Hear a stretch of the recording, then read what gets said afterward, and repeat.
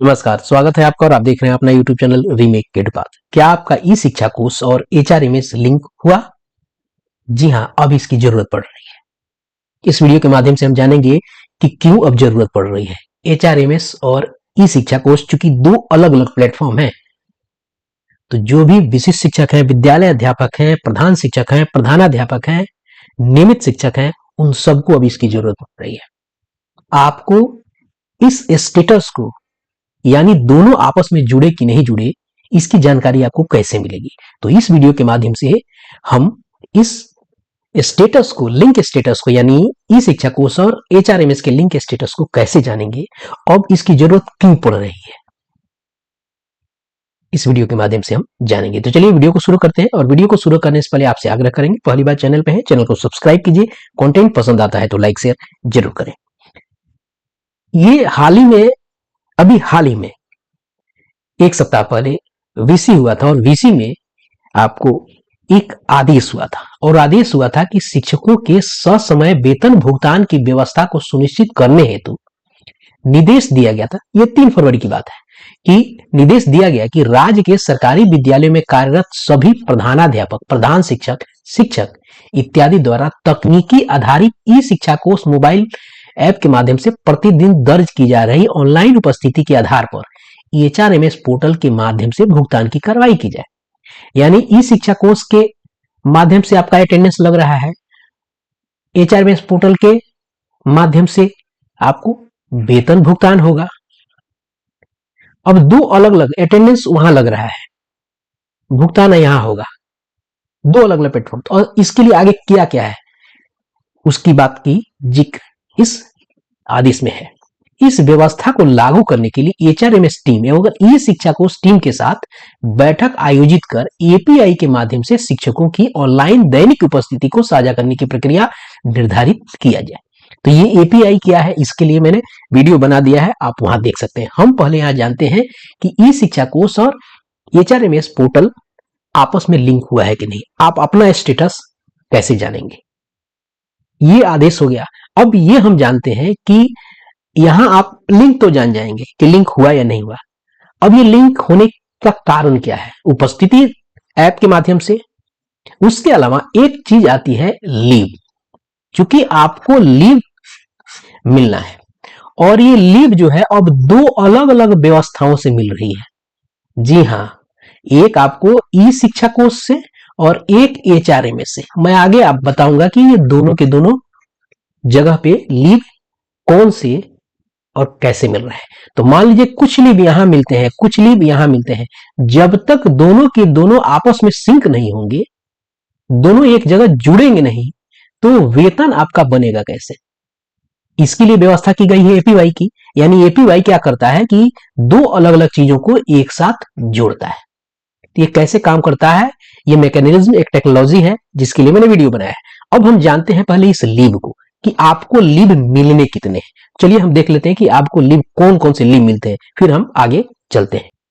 आपके स्क्रीन पर दिख रहा है कि एक पत्र जो 2 जून 2025 को आपको सरकार के उप सचिव के द्वारा सभी जिला शिक्षा पदाधिकारियों को भेजा गया था, और विषय था कि राज्य के प्राथमिक, मध्य माध्यमिक, उच्च माध्यमिक विद्यालयों में कार्यरत प्रधानाध्यापक, प्रधान शिक्षक, सहायक शिक्षक, विशिष्ट शिक्षक, विद्यालय अध्यापक, स्थानीय निकाय शिक्षकों को छोड़कर, यानी नियोजित शिक्षकों को छोड़कर। और यह पत्र था उनके अवकाश के स्वीकृति के संबंध में। अब देखिए, अवकाश की स्वीकृति के संबंध में हम यहां सिर्फ जानेंगे कि अवकाश हमें मिलना कौन कौन सा है। पहला है, आपको यहां दिख रहा है, एक में आकस्मिक अवकाश, यहां दिख रहा है आपको आकस्मिक अवकाश। दूसरा है विशेष आकस्मिक अवकाश, जो महिला शिक्षकों को मिलता है। उसके बाद आपको है तीसरा, देखेंगे तो तीसरा है मातृत्व अवकाश, प्रसव अवकाश। चौथा है शिशु देखभाल अवकाश। उसके बाद पांचवा है पितृत्व अवकाश। छठा है उपार्जित अवकाश यानी अर्न लीव। सातवां है आधे वेतन की छुट्टी, यहाँ पे वेतन पर छुट्टी, रूपांतरित अवकाश, असाधारण अवकाश। 10वां अवधि छुट्टी। क्लियर है, ये 10 प्रकार की छुट्टियां आपको दी है। अब इन 10 प्रकार की छुट्टियों में कौन सी छुट्टियां आपको ई शिक्षा कोर्स से मिल रही हैं और कौन सी छुट्टी एचआरएमएस से मिल रही है, इसको जानना जरूरी है। तो दो अलग अलग प्लेटफॉर्म पे जब छुट्टियां मिली हैं, क्या वैसा है? चलिए पहले उसको देख लेते हैं, तो फिर हम उस पर बात करेंगे। अब ई शिक्षा कोष पर अगर ध्यान से देखें तो ई शिक्षा कोष पर आपको मिल रहे हैं, अप्लाई लीव सेक्शन पे जाके अगर देखेंगे तो ये मात्र 2 लीव आपको यहाँ से मिल रहे हैं। यदि आप पुरुष हैं तो आपको सिर्फ यहाँ कैजुअल लीव मिलेगा और बाकी जो लीव है वो आपको HRMS के माध्यम से आपको मिलने हैं। अगर आप महिला शिक्षक हैं तो आपको कैजुअल लीव और स्पेशल लीव, ये 2 लीव आपको यहाँ से मिलेगा और बाकी लीव कहां से मिलेगा? HRMS से। अब कुछ 2 लीव यहां मिले, बाकी लीव यहां मिले और वेतन कहां से बनेगा? HRMS पे। तो ये चीजें यहां पहुंचेंगी तभी तो इसका स्टेटस यहां पहुंचेगा, तभी तो लीव जब स्टेटस हो जाएगा तभी तो आपका वेतन बनेगा। तो HRMS पर वेतन कैसे बनेगा, लिंक हुआ कि नहीं, यही तो इस वीडियो का सार है। अब यह जो लीव है इसे सैंक्शन कौन करेगा? इसको सैंक्शन करने के जो नियम है वो है आपको HT और HM के द्वारा। तो इसे सैंक्शन आपको किया जाएगा HT और HM के द्वारा। कैसे होगा वो बताते हैं। और यहाँ HRMS पे जो लीव मिलेंगे उसको सैंक्शन करेंगे आपको DO ऑफिस से, जो भी अधिकृत आपको अधिकारी होंगे वो करेंगे। अब आपको ये लीव अप्लाई कहां से करना है? यहां से करना है। अब चलते हैं स्कूल के आईडी पर, और स्कूल के आईडी पर इसे करेंगे आपको अप्रूवल प्रोसेस फॉर लीव। यहां इस ऑप्शन को क्लिक करके HM और HT जो है यहां से अप्रूव करेंगे। ये तो व्यवस्था हो गई ई शिक्षा कोष के माध्यम से ये 2 लीव के बारे में। बाकी लीव है HRMS। अब HRMS पे अगर जाएंगे तो ये सारे लीव वहां से मिलेंगे, क्योंकि यहाँ कैजुअल लीव का भी ऑप्शन है। तो वो होगा क्या कि कैजुअल लीव जो ई शिक्षा कोष पर जो मिल रहे हैं वहां से ये सिंक होके इसका स्टेटस यहाँ अपडेट हो जाएगा, यहां इसका स्टेटस अपडेट हो जाएगा। बाकी कंपलसरी लीव और leave, extra ordinary leave, half pay leave, permission for leave station और उसके अलावा restricted holidays, special leave for women, ये वाला जो है लीव फॉर वुमेन ये और CL यहां आके सिंक हो जाएगा। और ये बाकी ये सब जो लीव है यहां आपको यहां से अप्लाई करने हैं। यह स्पष्ट हो गया? यहां से अप्लाई करेंगे। अभी हमने जाना कि कौन कौन से लीव आपको मिलेंगे ई शिक्षा कोष से, कितने हमको लीव इंटाइटल है, कौन से लीव आपको HRMS से मिलेंगे। अब देखेंगे कि हमारा ई शिक्षा कोष और हमारा HRMS लिंक हुआ है कि नहीं। चलिए हम इसको देखते हैं और जानते हैं। हमको क्या करना होगा, गूगल क्रोम से ई शिक्षा कोष पे लॉगिन करना होगा। जैसे हम लॉगिन करेंगे अपने टीचर आईडी को डालेंगे, यहाँ पे आपको यहाँ से टीचर सेलेक्ट करना है, यूजर आईडी अपने डालेंगे, पासवर्ड डालेंगे, प्रॉब्लम जो सॉल्व करेंगे और साइन इन हो जाएंगे। हम साइन इन हो जाएंगे तो हम आ जाएंगे अपने डैशबोर्ड पे।